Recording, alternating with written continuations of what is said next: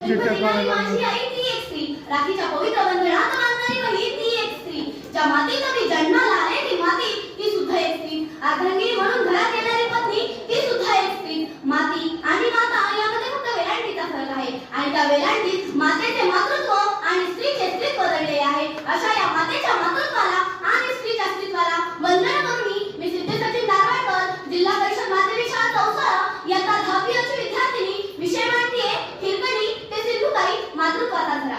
अपि स्वर्णमयी लंकानमयी लक्ष्मण रोचते जननी जन्मभूमीश्च स्वर्गादपि गरीयसी. म्हणजे प्रभू रामचंद्रांनी सोन्याची लंका जिंकली तेव्हा ते आपल्या भ्राता लक्ष्मणाला म्हणतात, अरे बंधू, मला ही सोन्याची लंका आवडत नाही, हिच्यापेक्षा माझी माता, माझी मातृभूमी स्वर्गापेक्षा श्रेष्ठ आहे. रामायण महाभारतापासून हा मातृत्वाचा प्रवास सुरू होतो. यवनांचा काळ होता, अंधार होता, विपत्ती होती, ही भारत माता आर्तहामध्ये होती.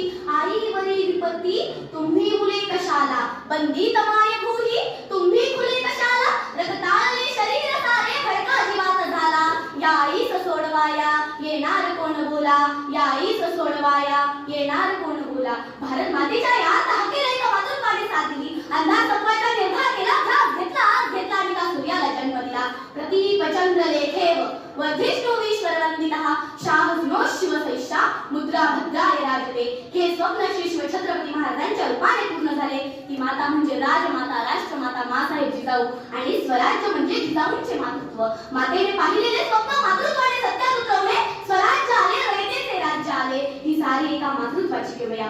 यत्र नार्यस्तु पूजन्ते रम्यते तत्र देवताः. म्हणजे जिथे स्त्रियांची पूजा केली जाते, त्यांना मान दिला जातो, तिथे देवांसाठी वास असतो. स्वराज्य आले आणि त्या स्वराज्यातली ही एक गोष्ट. रायगडाच्या पायथ्याशी वाकुसरी नावाचे एक गाव, त्यात एक गरीब कुटुंब राहत होते. त्यातील हिरा नावाची स्त्री दररोज गडावर दूध विकण्यासाठी येत होती. एक दिवस सात झाली, दूध विकायला उशीर झाला. गडाचे दरवाजे सूर्यास्ताला बंद झाले. हिराने फार विनवणी केली, पण गडाचे दरवाजे उघडलेले नाही, कारण सूर्यास्तानंतर स्वतः राजे जरी आले तरी गडाचे दरवाजे उघडायचे नाहीत असा महाराजांचा आदेश होता.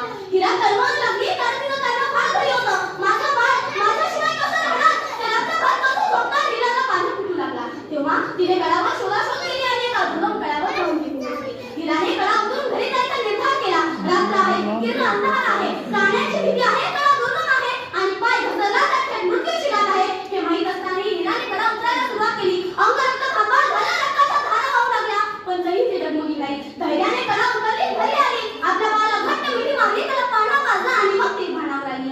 एक अशक्य गोष्ट त्या दिवशी एका मातृत्वामुळे शक्य झाली होती. ही आहे मातृत्वाची किमया. याच मातृत्वाचा सन्मान म्हणून त्या गडा बांधून त्याला एक हिरकणी बुरुज नाव दिलं व ते गाव हिरकणवाडी या नावाने सुप्रसिद्ध झालं. ही किमया आहे मातृत्वाची.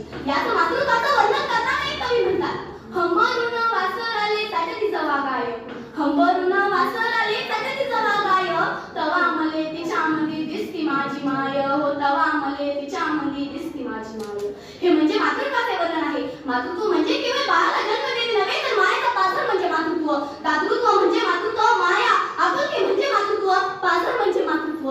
आता विश्वास केदेवे येणे वाक्यांनी तोषावे, तोषोनी मत द्यावे असा यदान हे. तिच्या अवघ्या जगासाठी मागणी करणे म्हणजे मातृत्व. मातृत्व हे म्हणूनच ज्ञानेश्वर महाराजांना माऊली असे संबोधतात. जे उदात्त भव्य समजावून सांगणारे आहे ते आहे मातृत्व.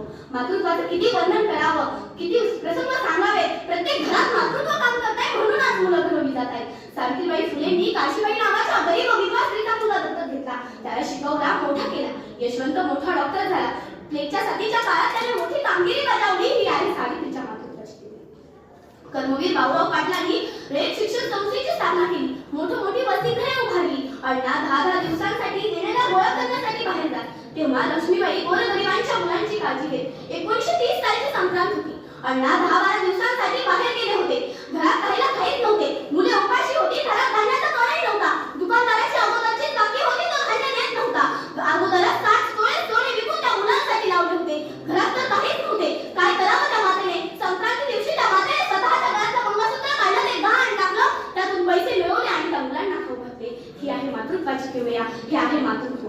मातृत्वाचं किती वर्णन करावं, किती प्रसंग सांगावे. प्रत्येक घरात मातृत्व काम करते म्हणून आज मुलं घडवली जात आहेत. अहमदनगर जिल्ह्यातील अकोले तालुका अत्यंत दुर्गम भागात वसला आहे. तेथे बिबट्यांचा मुक्त संचार असतो. त्यातील एक आदिवासी गाव. आईजवळ आपला 2-3 वर्षाचा बाळ खेळत होता. समोर अंगण होतं. गाव सह्याद्रीत वसलं असल्यामुळे बाजूला झुंज होती. दुपारची वेळ होती. अचानक एक बिबट्या समोरून आला. त्याने बाळाला उचललं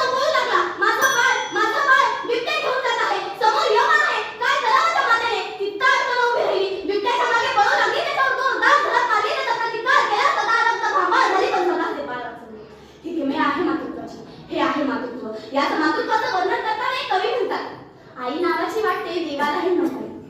आई नावाची वाटते देवालाही नवलाई. विठ्ठल ही पंढरीचा म्हणे स्वतःला विठाई. विठ्ठल ही पंढरीचा म्हणे स्वतःला विठाई.